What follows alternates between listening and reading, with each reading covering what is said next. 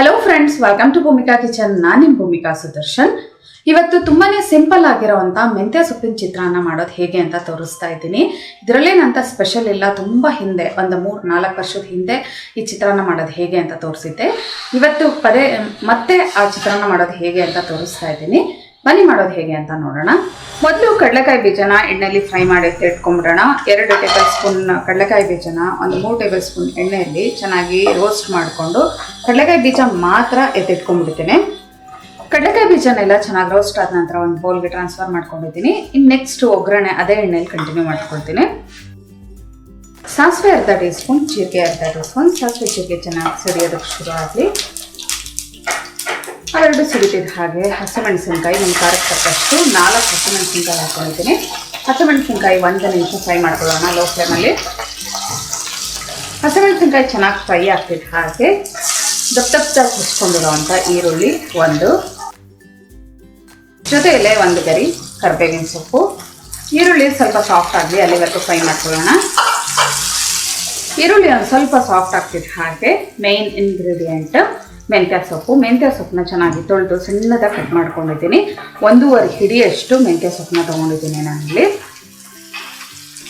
ಈ ಮೆಂತ್ಯ ಸೊಪ್ಪನ್ನ ಚೆನ್ನಾಗಿ ಫ್ರೈ ಮಾಡಬೇಕು, ಒಳ್ಳೆ ಘಮ ಬರಬೇಕು. ಆವಾಗಲೇ ಅದರಲ್ಲಿರೋವಂಥ ಕಹಿ ಅಂಶ ಹೋಗಿ ನಿಮಗೆ ಚಿತ್ರಾನ್ನಕ್ಕೆ ಒಂದು ಒಳ್ಳೆ ರುಚಿ ಬರೋದು. ಮೀಡಿಯಮ್ ಫ್ಲೇಮಲ್ಲಿ ಮೊದಲೊಂದು 2 ನಿಮಿಷ ಫ್ರೈ ಮಾಡಿಕೊಂಡು ನಂತರ ಲೋ ಫ್ಲೇಮಲ್ಲಿ ಅದು ಕಂಪ್ಲೀಟ್ ಸಿಂಕ್ ಆಗಿ ಕಸೂರಿ ಮೇಥಿ ಸ್ಮೆಲ್ ಬರಬೇಕು, ಒಳ್ಳೆ ಘಮ ಬರಬೇಕು, ಅಲ್ಲಿವರೆಗೂ ಫ್ರೈ ಮಾಡೋಣ. ಇದನ್ನು 3 ನಿಮಿಷ ಇದನ್ನು ಚೆನ್ನಾಗಿ ಫ್ರೈ ಮಾಡ್ಕೊಂಡಿದ್ದೀನಿ. ಇನ್ನೂ ಒಳ್ಳೆ ಘಮ ಬರಬೇಕು. ನೋಡಿ, ಶುಂಠಿ ಬೆಳ್ಳುಳ್ಳಿನ ಕುಟ್ಬಿಟ್ಟು ಹಾಕೊಳ್ತಾ ಇದ್ದೀನಿ. ಒಂದು 5ರಿಂದ 6 ಶುಂಠಿ, 5ರಿಂದ 6 ಬೆಳ್ಳುಳ್ಳಿ, ಶುಂಠಿ ಒಂದು 1/2 ಇಂಚು. ಇದನ್ನು ಈರುಳ್ಳಿ ಹಾಕ್ದಾಗಲೇ ಹಾಕೋಬೇಕು. ನಾನು ಅದನ್ನು ಸ್ಕಿಪ್ ಮರ್ತಿದ್ರಿಂದ ಈಗ ಹಾಕೊಳ್ತಾ ಇದ್ದೀನಿ. ಈ ಏನು ಮೆಂತ್ಯ ಸೊಪ್ಪನ್ನ ಫ್ರೈ ಮಾಡ್ತೀವಲ್ಲ ಅದ್ರ ಜೊತೆನೇ ಇದ್ರ ಹಸಿ ಘಮನೂ ಹೋಗಿ ಒಳ್ಳೆ ಘಮ ಬರುತ್ತೆ. ಇನ್ನೂ ಒಂದು 2ರಿಂದ 3 ನಿಮಿಷ ಚೆನ್ನಾಗಿ ಫ್ರೈ ಮಾಡ್ಕೊಳ್ಳೋಣ. ಎಲ್ಲ ಚೆನ್ನಾಗಿ ಫ್ರೈ ಆಗಿ ಒಳ್ಳೆ ಘಮ ಬರ್ತಾ ಇದೆ. ಈ ಟೈಮಲ್ಲಿ ಹಸಿ ಬಟಾಣಿನ ಬೇಯಿಸ್ಬಿಟ್ಟು ಹಾಕೊಳ್ತಾ ಇದ್ದೀನಿ 1/4 ಕಪ್ಪು. ಈ ಬಟಾಣಿಗೂ ಖಾರ ಎಲ್ಲ ಚೆನ್ನಾಗಿ ಮಿಕ್ಸ್ ಆಗೋ ಥರ ಮಸಾಲೆ ಚೆನ್ನಾಗಿ ಮಿಕ್ಸ್ ಮಾಡಿಕೊಂಡು ಫ್ರೈ ಮಾಡ್ಕೊಳ್ಳೋಣ 1 ನಿಮಿಷ. ಇವಾಗ ರುಚಿಗೆ ತಕ್ಕಷ್ಟು ಉಪ್ಪು, ಒಗ್ಗರಣೆಗೆ ಎಷ್ಟು ಬೇಕೋ ಅಷ್ಟು, ಒಂದು 1/4 ಟೀ ಸ್ಪೂನು ಅಥವಾ 1/2 ಟೀ ಸ್ಪೂನು ಅರಶಿನ. ಈ ಅರಶಿನ ಹಾಕ್ಕೊಂಡು ಚೆನ್ನಾಗಿ ಮಿಕ್ಸ್ ಮಾಡ್ಕೋಬೇಕು. ಎಣ್ಣೆ ಒಟ್ಟಿಗೆ ಅರಶಿನ ಬೆರೆತಾಗ ಒಳ್ಳೆ ಕಲರ್ ಬರುತ್ತೆ. ನೋಡಿ, ಎಲ್ಲ ಚೆನ್ನಾಗಿ ಮಿಕ್ಸ್ ಮಾಡ್ಕೊಂಡು ನಂತರ ಕೊನೆಯಲ್ಲಿ ಹಸಿ ತೆಂಗಿನ ತುರಿ 1 ಟೇಬಲ್ ಸ್ಪೂನ್. ಜಸ್ಟ್ ಒಂದ್ಸಲ ಈ ಥರ ಮಿಕ್ಸ್ ಮಾಡಿಕೊಂಡು ಸ್ಟವ್ ಆಫ್ ಮಾಡ್ಕೊಳ್ತಾ ಇದ್ದೀನಿ. ಇವಾಗ ಅನ್ನ ಹಾಕಿ ಬೆರೆಸ್ಕೊಳ್ಳೋಣ. ಇದಕ್ಕೆ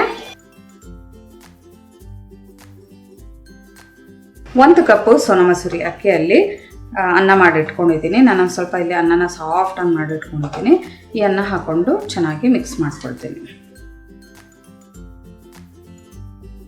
ಮೊದಲು ಒಂಚೂರು ಒಗ್ಗರಣೆಯಲ್ಲಿ ಅನ್ನನ ಮಿಕ್ಸ್ ಮಾಡಿಕೊಂಡು ನಂತರ ನಿಂಬೆಹಣ್ಣಿನ ರಸ ಹಾಕ್ಕೊಂಡು ಉಪ್ಪು ಹಾಕ್ಕೊಂಡು ಮಿಕ್ಸ್ ಮಾಡ್ಕೊಳ್ಳೋಣ. ಒಂದ್ಸಲ ಮುಚ್ಚಕಾಯಲ್ಲಿ ಎಲ್ಲ ಚೆನ್ನಾಗಿ ಮಿಕ್ಸ್ ಮಾಡ್ಕೊಂಡಿದ ನಂತರ ಕೊನೆಯಲ್ಲಿ ಕಡಲೆಕಾಯಿ ಬೀಜ, ಒಂದು 1/2 ಹೋಳು ನಿಂಬೆಹಣ್ಣಿನ ರಸ ಇದನ್ನು ಹಾಕಿ ಕೈಯಲ್ಲೇ ಒಂದ್ಸಲ ಚೆನ್ನಾಗಿ ಮಿಕ್ಸ್ ಮಾಡ್ಕೊಳ್ತಾ ಇದ್ದೀನಿ. ಕೈಯಲ್ಲೇ ಇವನಾಗಿ ಚೆನ್ನಾಗಿ ಮಿಕ್ಸ್ ಮಾಡ್ಕೊಂಡಿದ್ದೀನಿ. ಸರ್ವ್ ಮಾಡೋದಕ್ಕೆ ಮೆಂತ್ಯ ಸೊಪ್ಪಿನ ಚಿತ್ರಾನ್ನ ರೆಡಿ ಇದೆ.